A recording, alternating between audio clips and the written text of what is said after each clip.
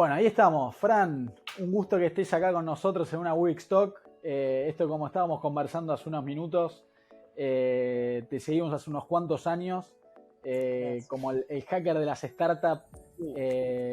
Y la verdad que bueno, es un honor que estés acá con nosotros en estos 30 minutos que vamos a estar conversando acerca de innovación, networking, comunidades, Startup Camello. Y todo lo que venimos aprendiendo, sobre todo en estos últimos meses, digamos, que vos venís contando y transmitiendo, ¿no? Así que para los que no te conocen todavía, si nos querés contar un poco de vos, de Scalable y todo lo que estás haciendo.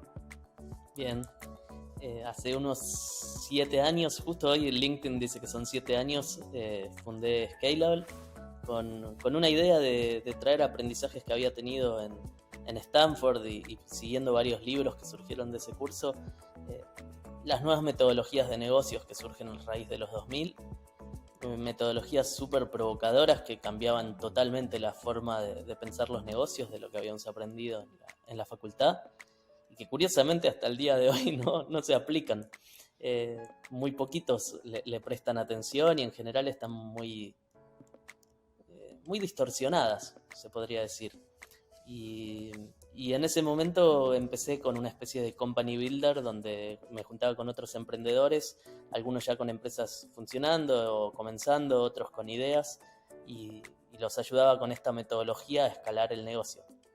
Llegamos a ser más de 50 empresas a la vez y en ese momento ya no podía recibir más gente y con el concepto de networking que vamos a tocar más tarde, que era el que me había permitido llegar hasta ahí, armé un curso para ponerle un precio y que la gente me rechazara y terminó siendo un curso que se sigue dictando hoy, que se hizo ya en más de 20 países presencial y más de 50 online. Y con respecto a mí, llevo estos últimos 7 años en una locura emprendedora. Terminé siendo muchos años nómade digital con la ambición de expandir la compañía, que era algo que soñaba. Yo toda la vida soñaba con tener una empresa global o trabajar para una empresa así globalmente. Eh, Muchos golpes, muchas aventuras y finalmente se logró con todos esos aprendizajes, ¿no? Sí, me encanta esto que vos planteás, ¿no? Además de la metodología y todo lo que tiene que ver con la teoría y el método y los frameworks, me encanta cuando vos mencionás esto de la resiliencia, ¿no? O sea, más allá de todo eso que es súper importante, digamos, como que lo que marca una diferencia es esto de perseverar, ¿no? ¿Cómo, 100%. cómo, ¿Cómo lo ves esa parte vos? Y la verdad, crecer tiene que ver con ese perseverar, ¿no? Si uno no se anima a tomar desafíos nuevos, se queda en el lugar cómodo, en general no aprende cosas nuevas. Y emprender es todo aprendizaje. Es aprendizaje por medio de la prueba, por medio del testeo, por medio de la escucha. Si uno lo desea, ¿no? También emprender puede ser un cabezón que sigue exactamente lo que cree que va a funcionar hasta golpearse, un poco más parecido a las metodologías viejas donde yo planeaba, ejecutaba y que Dios me ayude. Eh, y eso de la resiliencia es fundamental. Es fundamental porque cuando empezás a emprender no lo tenés en cuenta y después realmente te das cuenta que la vida emprendedora, el que realmente triunfa es el que persevera. Podés tener suerte y tener un viento de cola al principio porque le pegaste en el modelo, un poco de casualidad, siempre hay mucho azar, o podés empezar y que sea un caos y tener que dar vuelta a la situación durante años y en el medio y en el camino van pasando cosas increíblemente difíciles, desafiantes, inesperadas, eh, pero la verdad perseverás y por eso yo empecé a poner en la metodología el propósito. Perseverás si tenés muy en claro el porqué y el para qué de lo que estás haciendo, más allá de querer hacer un negocio que te dé dinero para un día llegar a hacer algo que es lo que soñás. Si tenés más en claro qué es lo que soñás, el camino es más corto, el negocio está más enfocado y en general tenés mucha más capacidad de perseverar, ¿no? Sí, ahí es donde creo que nada, lo que más nos interesó a nosotros y realmente seguimos como aprendiéndolo, ¿no? Es este híbrido, ¿no? Que cuando hablamos de innovación, de emprendimiento, uno a veces lo primero que se viene a la cabeza es, bueno, estrategia, modelo de negocio y vender, ¿no? Que es súper importante. Ahora, hay pocos, que eso es lo que más me gustó de Scalable, digamos, que, ok, bueno, sí, está el modelo de negocio, la estrategia, lo comercial, ahora también está el propósito, el equipo, el porqué. el rodearse de comunidad que de alguna manera uno pueda estar aprendiendo también entre pares. Y eso me parece que es como eso que quizás no es tan duro, tan analítico, y lo que te termina marcando una diferencia, ¿no? Y sobre todo para poner en contexto de hoy, Fran, o sea, el ecosistema emprendedor actual, digamos, como estas cuestiones tienen mucho más peso quizá que hace 5 años, donde quizá había un crecimiento que no era tan orgánico y era, bueno, tomá, vamos a ponerle esteroides a esto y que crezca, y cómo eso hoy es como que marca realmente una diferencia. Ah, 100%, porque cuando las empresas están con el ecosistema más tradicional, su performance se basa en valuación. La evaluación, más del 50% de la evaluación siempre es expectativa. Y las expectativas, cuando tenés un crecimiento que nosotros siempre proyectamos lineal y parece que las cosas están creciendo o medianamente exponencial, eso parece que es para siempre y entonces parece justificar todo lo que uno hace. Y esas burbujas se inflan hasta que se pinchan. Cuando se pinchan uno mira hacia atrás y dice, ¿qué estuvimos haciendo? Pero durante el camino no hay razones para cuestionar nada, incluso nadie cuestiona nada y los incentivos están puestos para que la mayoría gane. Y los que pierden se dan cuenta tarde que pierden porque no entienden el juego que está jugando. Lamentablemente son los emprendedores los que pierden, pero nada, cuando se dan cuenta ya no pueden hacer nada. Y ni siquiera pueden comunicar bien qué les pasó, porque es todo muy confuso desde la mirada de ellos. Claro, claro, es que lo peor es cuando te sucede eso, que ni siquiera sabes, bueno, dónde fallé, pero pará, si me dijeron, claro. Es como esto de las expectativas, un sistema educativo, donde decís, pero pará, estudié una carrera, hice esto, hice lo otro, pero pará, ¿por qué no tengo laburo? ¿Qué pasó? Claro, ¿por qué no tengo éxito? No me está yendo como echando la culpa a vos mismo cuando nada que ver, o sea, está todo en el sistema mismo muchas veces.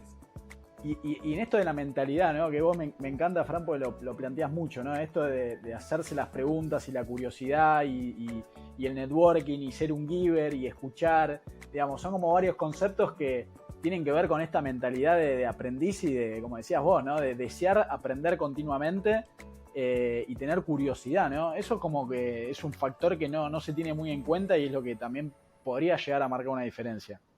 Sí, 100%. 100% porque al final lo que tenemos que aprender todo el tiempo es quiénes son los demás, qué desean los demás, cómo ayudarlos, cómo dar valor, cómo hacer que lo valores en serio o que sean los correctos para recibir ese valor y cómo capitalizarlo en base a lo que tenemos de propósito. Es todo, el juego de los negocios es un juego de intercambio con información asimétrica. Insisto mucho en ese concepto porque si supiéramos qué quieren los demás, no necesitaríamos estas estructuras tan complejas para intercambiar bienes y servicios. Si supiésemos quién ofrece qué y quién lo necesita más, la asignación sería automática.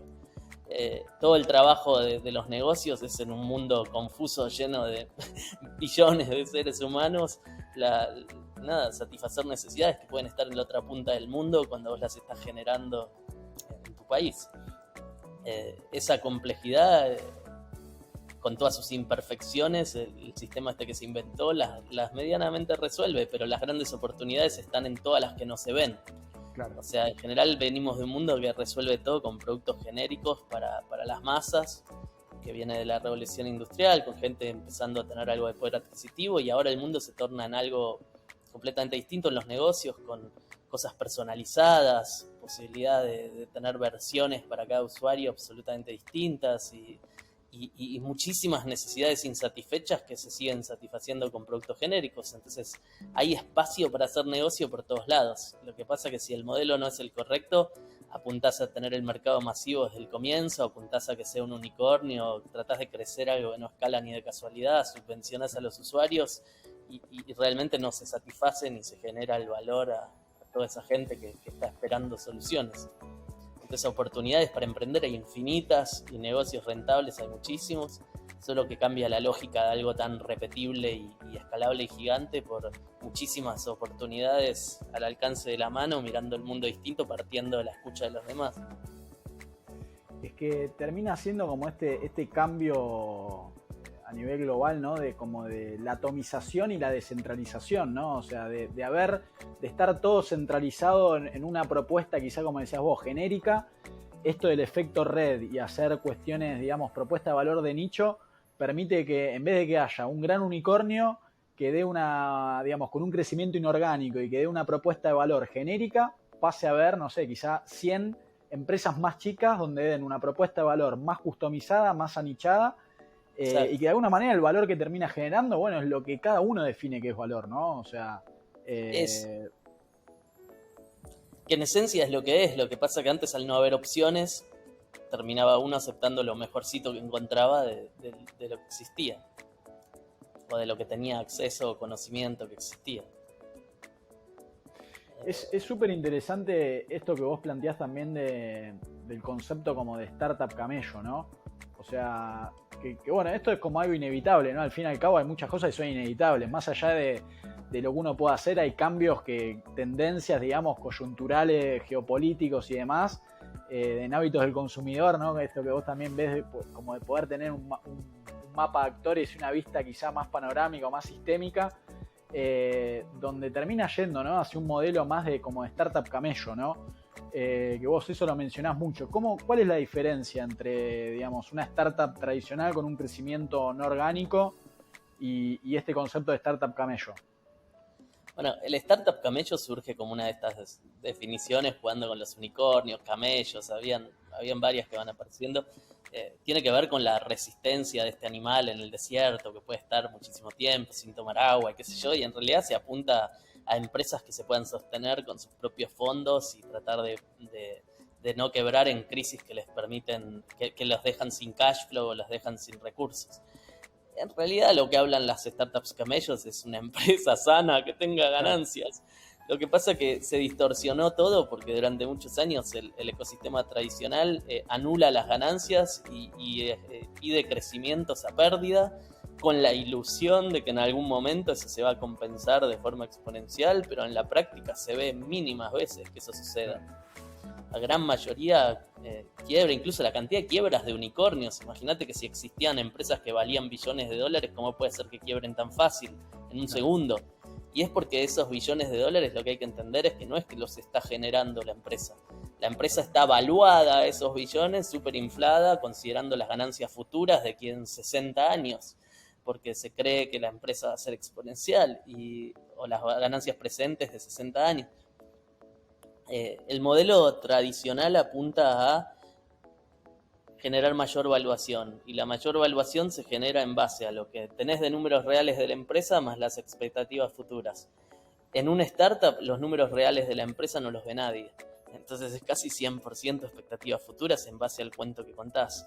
Ese cuento, cuando hablas de una tecnología exponencial naciente en el pico de las expectativas infladas, hay una curva de Gartner que te muestra siempre un momento donde está por todos lados, que aparte es muy manipulado, y los que juegan este juego son los que lo ponen en la prensa en el momento justo, hace que cuentes esa historia del futuro. Uber, para darte una idea, en el momento antes de la pandemia, que estaba muy complicado, se hablaba de los autos voladores como una noticia y movía el mercado. No son cosas superfluas, porque la expectativa futura hizo un acuerdo con Hyundai y movía el mercado.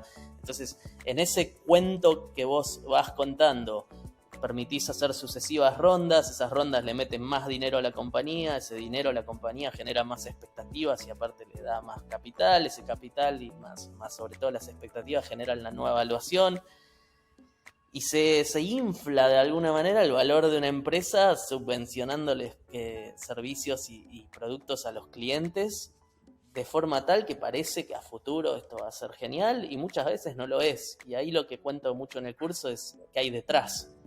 ¿Por qué se juega este juego así de forma tan ridícula que destruye valor? Y lo que hay detrás es que los mismos intermediarios financieros que cuentan el cuento y que tienen los lazos con las universidades, los lazos con los proveedores, los lazos con las aceleradoras, las incubadoras que surgen en alianza con ellos, son los que se benefician de este proceso. ¿Y cómo se benefician? Ganando dinero de una forma que uno no imagina. Ellos en cada ronda de inversión se llevan un porcentaje muy alto que se reparten en salarios inmediatamente, independientemente de cómo le vaya a estas compañías. No tienen chance de perder en su modelo, ganan o no ganan. Si después las compañías a largo plazo hacen un éxito, lo que sea, buenísimo, se llevan algo de porcentaje más. Pero si todo saliera mal y como la mayoría de los VCs quiebran, igual es un negocio redondo. Tomo el dinero de los inversores que les sobra dinero y tienen que diversificar, busco portfolio de startups haciendo funnel a través de incubadoras y aceleradoras que también ganan su parte, y lo que hago es los meto, si alguno funciona buenísimo y si no, justifico con que era el riesgo inherente a las startups. Que es todo mentira, porque si existen los startups camellos, hay forma clara Claro. de no hacer startups riesgosos, Y, no tienen por qué y- ser riesgosos. y ahí, Fran, un poco lo que está, un poco no, el contexto actual es que, claro, eso ya se cortó, ¿no? O sea, estos fondos desproporcionados, ¿no? Como fue quizá en el, no sé, del 2018 al 2021, se cortó totalmente, bueno, también por estas cuestiones coyunturales, digamos, económicas globales, donde ya estos fondos de riesgo dejan de estar en este tipo de startups y ahora, digamos, inevitablemente el modelo que empieza a funcionar es el modelo de pymes, por decirlo de alguna manera, ¿no? Pymes con Bueno, tecnología. fíjate, es muy gracioso porque el startup camello, el modelo de pyme suena bien, es así, es una empresa coherente, no hay mucha vuelta que darle. Ahora, se cortó porque hay una crisis de liquidez que eventualmente se va a revertir y yo no veo que se estén tomando los aprendizajes correctos. Parece que se cortó porque se cortó y nadie entiende bien qué pasa por detrás y por qué este modelo es nefasto y para quién es nefasto y no se está dando la charla que se tiene que dar. Entonces, llegado el momento, van a cambiar las condiciones y van a volver al modelito este. Sí van a aparecer muchos startups que haciendo las cosas bien les van a ir bien y cada vez esto es más cuestionado y esta etapa va a servir para levantar muchas voces. Entonces nosotros hace 7 años estamos contando esta historieta, pero ahora hay personas que ya hablan con esto y tienen mucha atracción y mucho éxito hablando de esto, generando alternativas y yo creo que por lo menos va a haber otra campana si hacemos bien esa movida aprovechando este momento y le vamos a dar chance a muchos emprendedores a hacer las cosas de una forma menos dañina para sí mismos. Y me encanta eso porque vos ahí también hablás de lo que es la innovación corporativa o mismo como estas figuras de intraemprendedores, Sí. también como nada, negocios rentables, sólidos, que quizá obviamente no tienen esta flexibilidad o que tiene una startup, y vos proponés esto de la innovación corporativa y cómo podrían generar como lazos, digamos, una corporación con una startup. Bien, hay muchísimos modelos. A ver, ¿qué pasa? En general, tanto las empresas como los gobiernos, como los distintos actores que se van sumando con esta... Vamos a empezar más atrás. El empleo está en cierto riesgo porque tenemos toda la robotización, la automatización. Ya vimos todos chat GPT, que ya no es una promesa, las locuras que hace. Imagínense qué cosa no se va a poder reemplazar. Entonces, en esa situación de caída de empleo, los gobiernos están desesperados que tienen que inventar alguna cosa. Si no fomentan el autoempleo o no fomentan el emprendedorismo o lo que sea, se viene un tremendo problema. Por otra parte, las empresas tienen una disrupción terrible, porque por esto de que ya no está la centralización en volumen que te da ventaja de costos y te quedas ahí oligopólicamente, tenés muchos players comiéndote la ventaja competitiva de clientes que en general ni conoces, porque las grandes multinacionales repiten de memoria, los gerentes de marketing que tienen 4 años en el puesto creen que conocen el mercado y cuando sos emprendedor te das cuenta, ninguno de nosotros conoce ningún mercado, es un azar maravilloso donde más o menos vamos tratando de entender algo. Entonces, sí, claro. te vienen distintos actores que, queriéndolo o no, empiezan a darle satisfacción a valores de personas que antes satisfacían con el genérico, y bueno, hay disrupción por todas partes. Aparte tienen todos los costos fijos, todos los activos, todo lo que explico que genera un modelo no virtuoso, entonces es muy fácil competirles con sus mismos proveedores, con todo. En ese contexto, las empresas quieren innovar. Y tanto gobiernos como empresas hacen copy-paste de Silicon Valley. Van ahí, copian y pegan sin entender qué hay detrás, quién gana con eso, cómo se pierde la guita, para qué estamos haciendo esto que hacemos. Y yo viajando a través del mundo, viendo los ecosistemas, es un desastre lo que se hace. Dentro de todo ese desastre hay algunas buenas prácticas. Entonces, por ejemplo, he visto gobiernos que organizan a través de las empresas estatales o convocando empresas privadas unas especies de hackatones donde empresas de startups van, generan soluciones y con esas soluciones, en vez de darles dinero o fondos que se van a quemar porque no saben a quién venderle o qué producir, con esos hackatones los que ganan consiguen contratos con esas empresas. Entonces eso para mí es muy piola, porque lo mejor que puedes hacer para financiar un emprendimiento es financiarlo con clientes. Si le das un cliente grande y ajustan la solución a ese cliente, después pueden conseguir otro y crecer rentablemente. Habían algunas buenas prácticas así. Muchas empresas se están metiendo en el VC corporativo, armando unos líos sin entender bien para qué lo hacen, sin encontrar sinergias con el portfolio, etc. Ahora, empiezo a ver casos cada vez más interesantes, o sea, casos de empresas que crean empresas, pero a la medida de los proveedores que necesitan o a la medida de algo que haga, no sé, un partnership para los clientes que tienen, que genere alguna ventaja competitiva a futuro, o aprovechando activos que ellas tienen, se alían con empresas que necesitan esos activos. Hay nuevas cosas pasando.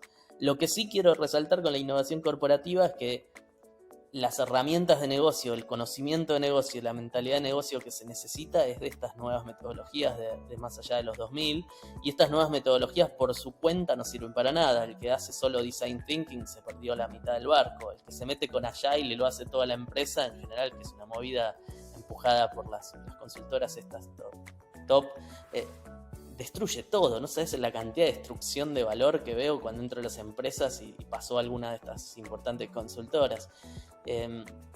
Y así no hay una mirada integrada y potente para aplicar, pero la verdad es que cuando integras esas metodologías de forma simple, el hecho de incorporar, salir del plan y empezar desde la escucha, de poner a los actores en el centro, el hecho de jugar con modelos de negocio en vez de con planes, pequeñas incorporaciones y un mini proceso te permiten, y lo hemos hecho, generar unidades de negocio nuevas en 1 o 2 meses con 2 empleados. Y de golpe estás probando algo que si vende puede ser una unidad bien representativa para la empresa a futuro. Y ese es el dilema del innovador y el riesgo de las empresas, que vos en 2 meses generás una unidad que puede ser de, no sé, de 2, 10, 20 millones de dólares, que es una locura para un emprendimiento, pero al ser una organización tenés facilidad de moverte con actores que podrían hacer que eso pase con facilidad. Pero cuando mirás las ganancias y el retorno y la facturación de esas empresas grandes, no representa nada. Entonces, si tienen que matar el proyecto, lo matan. Entonces, ¿cómo hacer realmente para tener esa parte de exploración y de explotación a la vez en las empresas? Me encanta. La innovación disruptiva y sostenible. Claro, exacto. Y puede ser innovación sostenible y disruptiva, pero también en la exploración puedes tener otro tipo de innovación menos disruptiva que sirva para cosas puntuales, pero que esté, viste, explorando. Entonces es súper interesante. Y es re estratégico, es divertido, puedes involucrar al público interno. Y otra cosa que creo que rescataría con esto es, yo creo que el tema fundamental de la innovación corporativa, que creo que es en vez de empezar por lo que se puede hacer, yo empezaría por lo que no hay que hacer. Claro. Y el tema principal que insisto que no hay que hacer es, no hay que innovar en lo que funciona. O sea, eso parece mentira, pero llegan las grandes consultoras y destruyen toda la base y el core de lo que genera caja y funciona, y el core del negocio, como si más tecnología, más brillo fuera mejor. Y eso no es así. La tecnología tiene que apalancar valor para los actores que se traduzca en valor para la empresa. La mayoría de las veces no pasa, porque se meten a tocar el negocio principal cuando lo que hay que hacer es poner el foco en eso que dijiste vos, innovación de sustentable, de sostenibilidad, cuando es necesaria y cuando aporta algo de valor extra y se paga.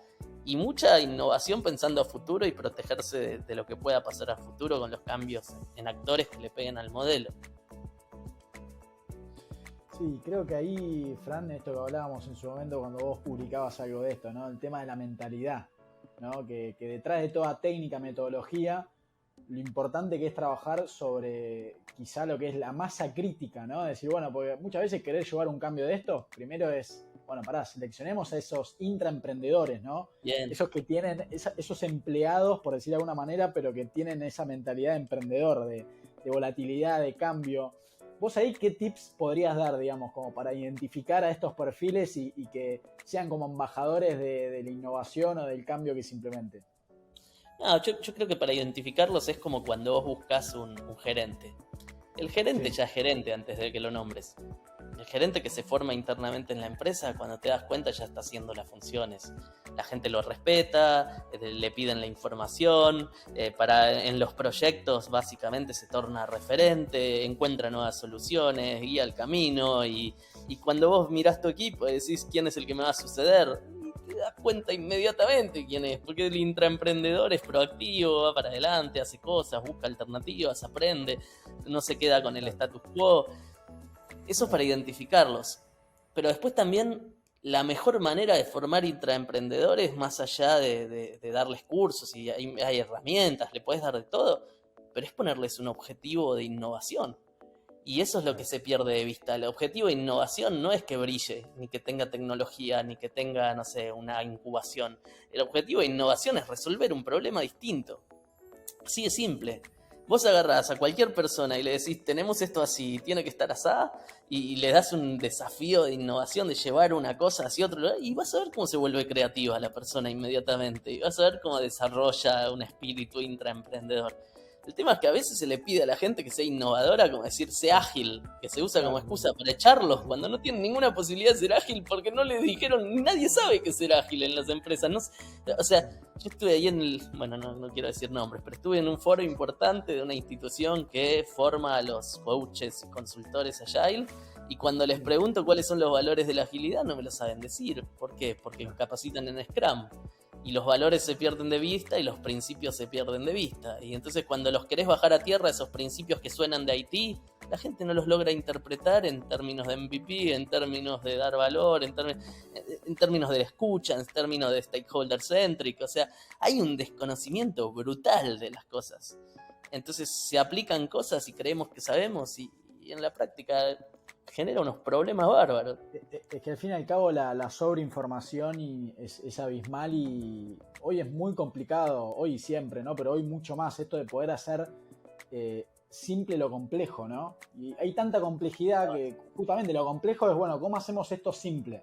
Pero que sea simple no significa que sea algo, no, bueno, es sencillo, ¿no? Es súper complejo poder decir, bueno, mira, los principios son 4. Vamos a colaborar, vamos a tener el software funcionando, vamos a tener estas 4 y vamos a tener tatuadas acá en la pared, ¿viste? O sea. Claro, ¿y cuál es la regla? No hay regla, hay que hacer esto. ¿Y cómo hay que hacerlo? Como quieras, yo te doy un framework, pero haz lo que quieras, pero que esto pase. Y bueno, y al final es un poco eso. Si 2 personas, que porque otra es de allá y la otra es poder sentarse en una sala y conversar en vez de mandarle un mail a 600 personas. Claro. Entonces, si no se sabe si una cosa es ágil o no, ¿qué hay que hacer? Te sentás en la sala y lo conversás con sentido común, de forma tal de darle valor a los actores, escucharlos, ponerlos en el centro, cambiar continuamente, y entonces vas diseñando el camino.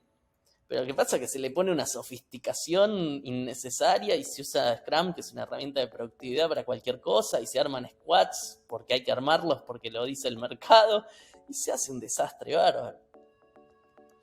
Está súper interesante, Fran, esto que estás contando. Me quedaría con vos hablando una hora más. Hacemos otra. Sé que estamos cortos de tiempo. Me gustaría, pues, para finalizar, que lo que sea que se te ocurra, digamos, acá, bueno, nos están viendo emprendedores mayoritariamente, dueños de pequeñas y medianas empresas, dueños de startups. ¿Qué recomendación les darías, digamos? Bien, yo retomo un concepto que vos trajiste, este tema de que nosotros desde Scalable ponemos a las personas en el centro. Muchas veces la gente se pierde, dice, porque las corporaciones, porque los clientes. Cuando empezás a pensar en personas y en deseos, dolores, necesidades y por qué actúan como actúan, todo es más fácil. Y aparte las personas sabes dónde encontrarlas y puedes hablar con ellas. Todo se aclara mucho más fácil que con un estudio de mercado de 7 meses. Y eso de las personas lo traigo porque esto otro que hablamos, que es el networking, que es esa capacidad de acercarse a personas diferentes, escucharlas, entender sus necesidades, brindar valor y en el tiempo construir relaciones que hacen que ese valor crezca de forma a veces directiva, pero a veces de forma más inesperada, es fundamental. Incluso dentro del networking se está empezando a trabajar el mapeo de las redes de networking, entendiendo que las redes de networking hacen que transite no solo información, sino también emociones, hábitos. Es impresionante, hay un concepto de los 3 grados de separación que me encanta, que está el de separación y los 3 grados de influencia. Los grados de separación, que eran 6, la diferencia para llegar a cualquier persona a través de otros, bajaron a 4,80. Y los grados de influencia quieren decir que si el amigo de la amiga de mi amigo está solitaria, yo tiendo a ser más solitario. Entonces a 3 niveles de conexión, que es casi como los grados de separación, o sea, es casi llegar a todo el mundo. Yo recibo hábitos, si esa persona fuma, yo tengo más chances de fumar, si esa persona tiene conductas sexuales de cierto tipo, yo también. O sea, nosotros nos vemos individuos, nos contamos como occidente individuos, no es verdad, y nunca fue así hasta hace poco, pero somos un sistema, y en ese sistema fluye todo y de alguna manera eso está pasando. Y para mí es importante traer este concepto de networking porque en corporaciones mismas se empezaron a mapear todas estas cosas y cómo fomentar la innovación corporativa tiene mucho que ver con cómo estructurás esas redes, con cómo fluye esa información, con cómo tenés brokers buscando cosas afuera de la empresa y trayendo ideas, con cómo tenés visionarios que toman esas ideas, las canalizan, y entonces ahí empiezan a ver como distintas funciones, y mapeando la red vos podés influir en que esa red cambie de cierta manera.